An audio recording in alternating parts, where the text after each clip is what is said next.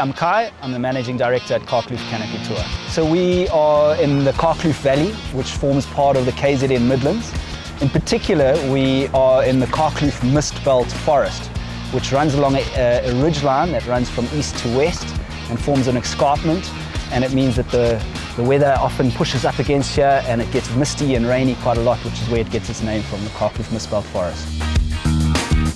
The whole concept of a canopy tour originated in Costa Rica, where scientists wanted to study flora and fauna in the canopy of the forest. And you can imagine these scientists sitting 30, 40 meters up in a tree with some binoculars, studying some animals or birds. And next thing those animals or birds fly or jump to the next tree. And I've got this picture of a scientist going, now what? How do we follow these animals? How do we see what they're doing? Because now I've got to climb down this tree and run along and try and climb up the next tree and catch up with them.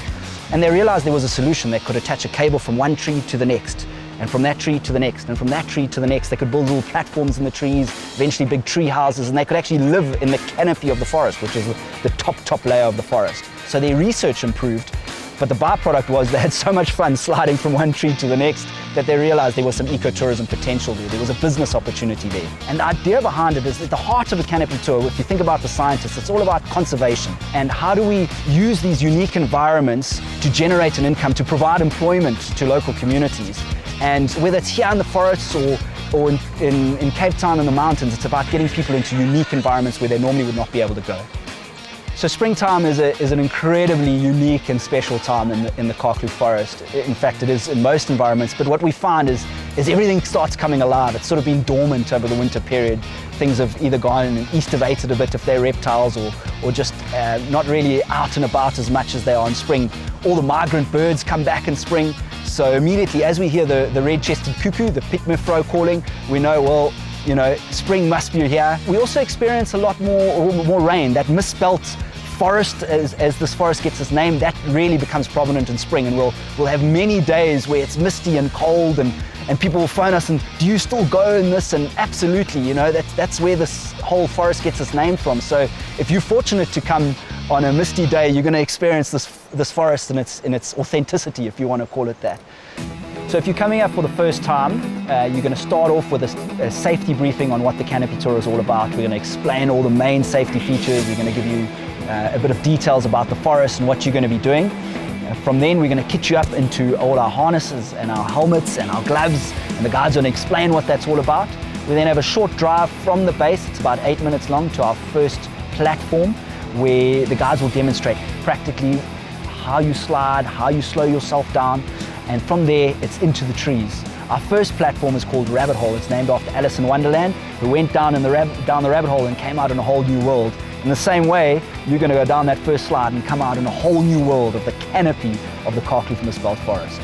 From there, it's 10 zip lines through the forest. We have a little break halfway down where we have a little juice and a little nougat, and we then get back to the base. And whilst you're waiting and having your lunch, the guides will be downloading the photographs, and you can have a look at some of the pictures of yourself whilst you're on the zip line. Stay straight.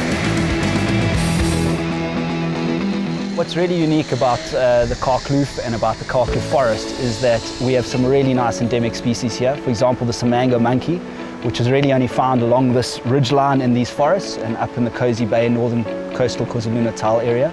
There's also a lot of birds that we have around here. We've got crowned eagle that nest here. The famous Narina trogon is here often.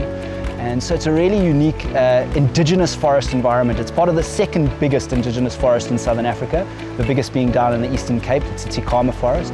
And so it's a very, very unique environment that has a lot of species that are only found here.